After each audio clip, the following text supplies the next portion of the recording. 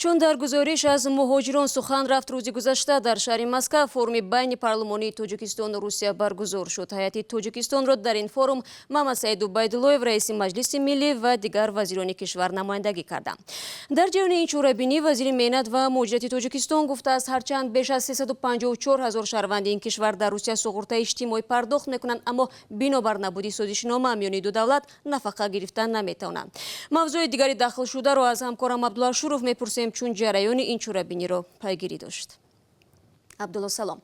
گفته می شود تاجیکستان از روسیه بیشتر کردن مهلت بود و باش مهاجران را درخواست کرده است. می شود بگویید که مشخصاً مقامات تاجیک از روسیه برای مهاجران چه مقدار مهلت خواسته است؟ سلام شهلا. تاجیکستان از روسیه خواست مهلت بودوباش بدون قید مهاجران را تا 3 روز و مهلت عمومی آن را تا 180 روز افزایش دهد. عین زمان شهروندان تاجیکستان در روسیه حق دارند تا 15 روز بدون قید مکان زیست و با قید مکان زیست تا 90 روز در قلمروی روسیه باشند.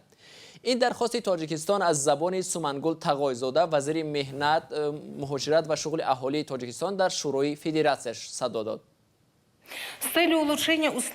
به خاطر بهتر کردن شرایط بودوباش شهروندان دو کشور در قلمرو یکدیگر، ما پیشنهاد داریم که مسئله آزاد کردن آنها از ثبت محل اقامت 30 روز مقرر شده مهلت عمومی بودوباش آنها در روسیه تا 180 روز دراز کرده شود.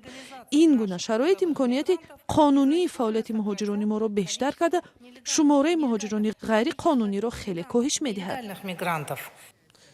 وزیر مهنت تاجیکستان گفت تا 180 روز دراز شدن مهلت و بودوباش همچنان حادثه های مرگ و میر مهاجران را در صدمه های نقلیاتی هنگام عبور مرزها کاهش داده از تحصیل کندن کودکان از بین می رود. حالا بنابر قانون های مهاجرت در روسیه شهروندان خارجی از جمله نابالغانی که در مکتب تحصیل میکنند مجبورند هر 3 ماه مرز روسیه را عبور کنند و در نتیجه چند روز از تحصیل دور میمانند و اجرای این کار از خانواده ها خراجات علاوگی طلب میکند. خب عبدالله طوری گفتی در دایره این فوروم همچنان میز گرد و چهره‌بینی های دیگر نیز دایر شد. جانب تاجیکستان با چه مسئله ها را با مقامداران روسیه در میان گذاشت؟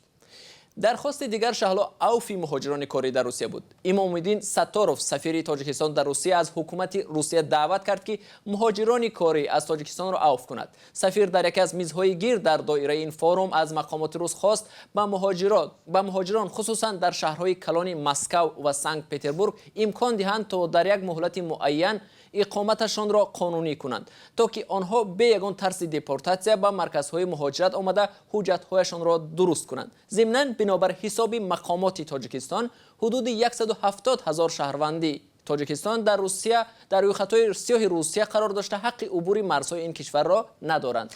خب مقامات تاجیک پیشنهاد خود را کردند و ما منتظر میمونیم که جانب روسیه برای آسان کردن کار و زندگی مهاجران تاجیک این درخواست را به نوبت میگیرند یا نه. تشکر برای صحبت عبدالله.